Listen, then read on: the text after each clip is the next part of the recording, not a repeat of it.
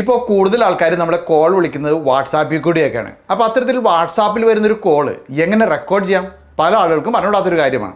അപ്പോൾ അതിനായിട്ടൊരു ആപ്ലിക്കേഷൻ ഞാനിവിടെ കാണിച്ചു തരാം. അപ്പോൾ അതിന് മുന്നേ ഇത്ര ആളുകൾക്കായിട്ട് ഇതുവരെ തന്നെ ഫോളോ ചെയ്യാത്തൊന്ന് ഫോളോ ചെയ്ത് വെച്ചോളൂ. ആപ്പ് കോൾ റെക്കോർഡർ എന്ന് പ്ലേ സ്റ്റോറിൽ സെർച്ച് ചെയ്താൽ നമുക്ക് ഈ ഒരു ആപ്ലിക്കേഷൻ ഇൻസ്റ്റാൾ ചെയ്യാം.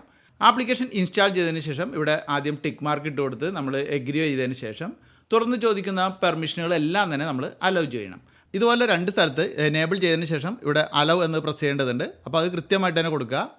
അതിനുശേഷം ഫോണിൻ്റെ സെറ്റിങ്സിൽ പോയിട്ട് ബാറ്ററി ഒപ്റ്റിമൈസേഷൻ എന്നതിൽ ഇതിന് ബാറ്ററി ഒപ്റ്റിമൈസേഷൻ കൊടുത്തിരിക്കുന്നത് ഡിസേബിൾ ചെയ്യണം.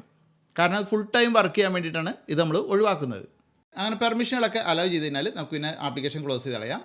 ഇനി വാട്സാപ്പിൽ നമുക്ക് കോളുകളൊക്കെ വന്നതിന് ശേഷം നമ്മൾ ഈ ഒരു ആപ്ലിക്കേഷൻ ഓപ്പൺ ആക്കിയാൽ ഇതുപോലെ വാട്സാപ്പിൻ്റെ ഒരു ഐക്കൺ കാണാം.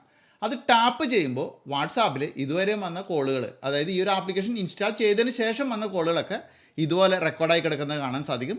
ഇതുപോലെ ഓരോന്നും നമുക്കത് പ്ലേ ചെയ്ത് കേൾക്കാനും സാധിക്കും. ഈ ഒരു ആപ്ലിക്കേഷൻ 100% വർക്ക് ചെയ്യുന്ന ആപ്ലിക്കേഷനാണ്. പക്ഷേ അതിൽ ചോദിക്കുന്ന എല്ലാ പെർമിഷനും കൃത്യമായി കൊടുത്താൽ മാത്രമേ ഇത് വർക്ക് ചെയ്യുള്ളൂ. അപ്പോൾ വീഡിയോ ഒരിക്കൽ കൂടി കണ്ടിട്ട് നിങ്ങൾ ആ പെർമിഷനൊക്കെ കൃത്യമായിട്ട് കൊടുത്തുകൊണ്ട് ഇൻസ്റ്റാൾ ചെയ്യുക.